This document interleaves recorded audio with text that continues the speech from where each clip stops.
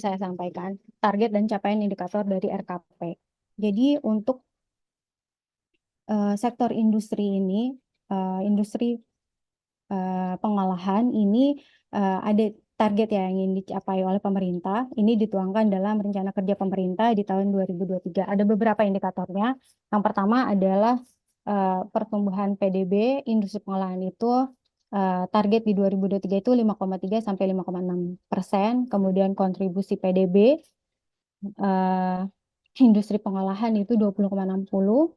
Kemudian perkembangan ekspor industri pengolahan 11,18. Kemudian ini kan diturunkan dari uh, proyek prioritas nasional ya, dari RPJMN. Kemudian ada lagi di bawahnya adalah proyek prioritas di bawah PN1 ini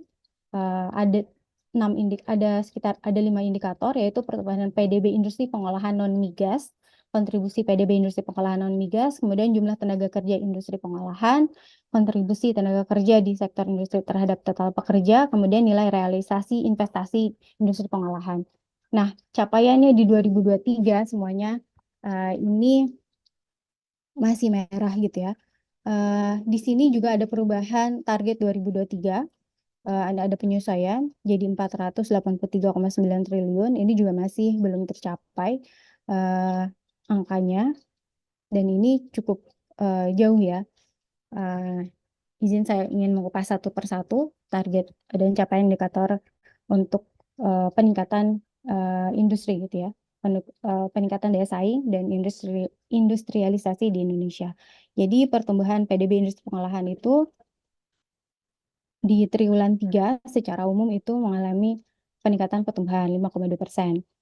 Nah, yang mengalami peningkatan itu adalah industri barang logam, komputer, barang elektronik, kemudian industri pengolahan tembakau, industri logam dasar, industri kayu, barang dari kayu, kemudian industri alat angkutan. Ini pertumbuhannya relatif membaik ya, tapi di satu sisi, tapi ini belum mencapai target. Di sisi lain, kontribusinya ini terus turun gitu. Bisa dilihat dari grafik ini. Jadi targetnya 20,60, tapi capaiannya di triwulan 3 masih 18,74%. Industri yang berkontribusi besar itu adalah industri makanan dan minuman, meskipun angkanya di sini makanan dan minuman ini trennya meningkat gitu ya, secara dalam kurun waktu 13 tahun, dari 2010 sampai 2003 triwulan 3. Kemudian ada dua pembentuk kontribusi industri pengolahan lain, yaitu industri kimia, farmasi dan obat tradisional, kemudian industri barang logam, komputer, barang elektronik optik, dan peralatan listrik, dan industri furnitur. Namun ketiga subsektor ini secara tren gitu ya, dari 2010 sampai 2023 triwulan 3 ini trennya menurun gitu. Kemudian untuk indikator ketiga yaitu pertumbuhan ekspor industri pengolahan. Ini juga masih jauh dari target ya.